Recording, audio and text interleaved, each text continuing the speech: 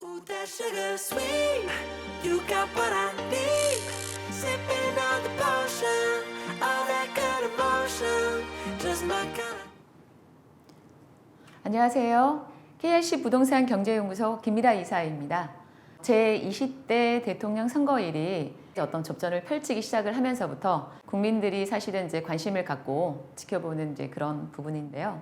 무엇보다도 다른 공약에 앞서서 부동산 공약에 대해서 상당히 집중을 하시는 것 같습니다. 현 정부가 많은 국민들께도 아시겠지만 부동산 안정화에 대한 그런 부분으로 인해서 많은 정책을 시도를 했지만 사실은 이제 천정부지로 치솟는 집값을 잡지를 못했죠. 그런 부분이 있기 때문에 아마 이번에 이제 대통령 후보들께서는 이쪽 부동산 쪽에 많은 포지션을 두고 공약을 내세우는 그런 부분인 것 같습니다. 그래서 두 분이 이제 그 규제 속에서 강화와 완화를 큰 줄거리를 갖고 갔었지만 공급에 대한 확대를 좀 하겠다라는 그런 내용도 있고 세제 대분에 대한 완화를 하겠다라는 그런 부분도 있는데 그 어떤 매수 거래가 사실은 좀 작년부터 좀 주춤을 했었습니다. 그래서 그 원인이 뭔가를 봤더니 첫 번째는 대출에 대한 어떤 규제였었고 두 번째는 대선 이후에 어떤 결정을 하겠다라는 그런 부분이 있었기 때문에 많은 국민들이 굉장히 부동산 쪽에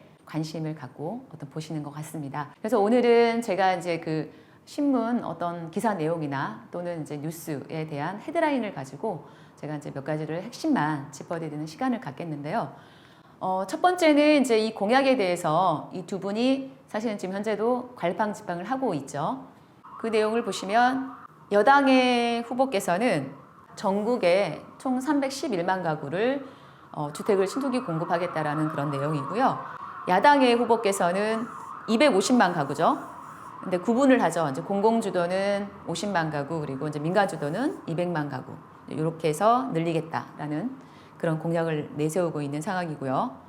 두 후보 모두 현 정부의 이제 수요 억제에 집중했던 부동산 정책을 수정하겠다는 목소리는 이제 한 목소리를 갖고 있죠. 그래서 처음에 말씀드렸지만 세대 완화와 대규모 공급을 통해서 천정부지로 치솟는 집값을 잡겠다라고 그렇게 해서 규제 완화 공약을 내걸고 시작을 했습니다. 두 번째 기사를 보시게 되시면 공급이라는 메시지는 두 분이 이제 분명하죠.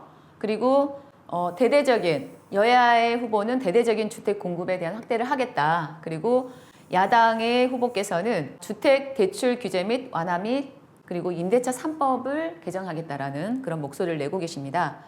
여당 쪽에서는 수요 공급이 적절하게 작동하는 시장에 의해서 주택 문제가 해결해야 하나 지금은 이제 지나치게 공급 억제한 측면이 있다고 말씀을 했고요. 그래서 대대적인 공급 확대를 위한 정책이 제1순위가 될 것이라고 하는 내용이고요. 그리고 내 집 마련의 꿈을 이룰 수 있도록 주택시장의 안정화를 위해서 또한 대대적인 공급 정책을 먼저 펼치겠다라는 그런 내용입니다. 그리고 반면에 야당 후보께서는 내 집이든 전세집이든 일단 집을 구하는 데 걸림돌이 되는 제도죠. 이 제도를 제거를 하겠다. 이게 뭐냐면 규제 완화를 통해서 집을 사는데 대출을 쉽게 받도록 해주겠다라는 그런 부분이 있고 특히 그 임대차 3법이죠. 임대차 3법에 대한 어떤 개정을 좀 하겠다라는 그런 공약을 이제 내세우고 있습니다. 내용을 또 보시게 되면 한 목소리를 내고 계시죠. 여당의 후보께서는 분양가 통제를 이제 말씀을 하고 있는 상황이고요. 그리고 야당의 후보께서는 분양가 자율화죠. 그 글자만 봐도 굉장히 구속이냐 약간 비구속이냐라는 그런 이제 뉘앙스가 조금 문구가 풍기는 거죠. 그래서 여당의 후보께서는 분양 원가 공개제 도입을 통해서 상한제 적용을 해서 적정성을 넘는 분양가를 통제하겠다라는 거죠. 근데 분양가 통제를 하게 되면은 뭐 당장은 집값은 잡힐 수는 있겠죠. 그렇지만은 이제 장기적으로 봤을 때는 첫 부분하고 장단점은 있겠죠. 맞지 않는 그런 부분일 것 같고요. 그리고 이제 분양가 자율을 통해서는 어쨌든 간에 규제 운영의 합리화 등의 분양가는 시장상에 자율화하는 것이 맞다. 그래서 시장 경제 원리를 외치고 있습니다. 분양가 자율화가 돼버리면 아무래도 이제 그 집을 구하는 입장에서는 조금 이제 아무래도 선택의 폭이 좀 넓죠. 그런 부분에 대해서 이 부분이 조금 많이 좀 차이점이 있는 것 같습니다. 좀 아까 말씀드렸던 내용을 이제 좀 핵심만 좀 요약을 좀 해봤습니다. 여당과 야당의 이제 후보에 대한 그 내용인데요. 보시면은 이제 좀 다른 부분은 총 공급량입니다. 총 공급량은 여당 후보는 이제 311만 가구 정도, 그리고 이제 야당 후보께서는 250만 정도 공급을 하겠다라는 거고요. 서울 중심이냐에 대해서 이제 공급하는 양이 좀 다르죠. 정비 사업에 대한 부분에 대해서는 이제 기존 택지 재정비를 하겠다라는 키워드고요. 그리고 도심 개발 및 재건축을 허용을 해서 1기 신도시 주택 리모델링 규제를 완화를 하겠다라는 그런 공약을 내세웠습니다.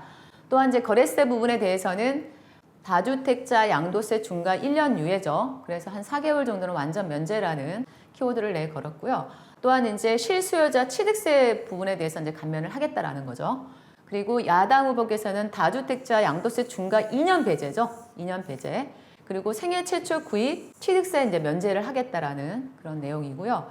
나머지 부분은 조금 이제 그 비슷한 맥락이긴 한데요. 가장 눈에 띄는 거는 분양가에 대한 부분하고 개별 이익에 대한 부분인데요. 분양가는 이제 여당 후보께서는 이제 분양가 규제에 대한 어떤 키워드를 이제 공약을 내세웠고요.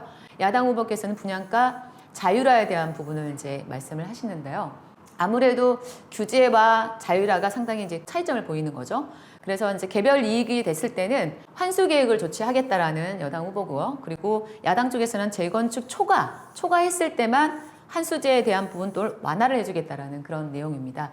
그래서 어떻게 이제 이렇게 한 부분으로 정리를 하면은 여당 쪽은 약간 이제 어떤 강화 쪽에 대한 그 어떤 키워드가 좀 보이고요. 그리고 야당 쪽은 이제 완화 쪽에 대한 무게가 실리는 부분이 보입니다. 그래서 결국은 공급에 대한 이제 어떤 한 목소리는 같지만 그 여당에서는 결국은 이제 공공이 주도를 하겠다라는 그런 목표고요. 그리고 야당에서는 이제 민간이 주도를 하겠다라는 그런 목표를 이제 가지고 가고 있는 것 같습니다. 그래서 이렇게 이제 말씀을 드렸는데 마음속에 이제 어떤 후보를 이제 찍어야 되겠다는 많은 국민들을 가지고 계실 거라고 믿습니다. 그렇지만 부동산 어떤 정책적인 부분에 대해서 안정화 정책을 펼칠 수 있는 후보님을 선택을 하시길 바라겠고요. 이런 어떤 공약을 내세워서 정말 와닿는 그 현실화를 시킬 수 있는 그런 후보가 저도 간절히 이제 되기를 바라고요. 선택의 폭은 여러분의 몫이고요. 합리적인 선택을 하시길 바랍니다. 이상으로서 마치도록 하겠습니다. 네, 감사합니다.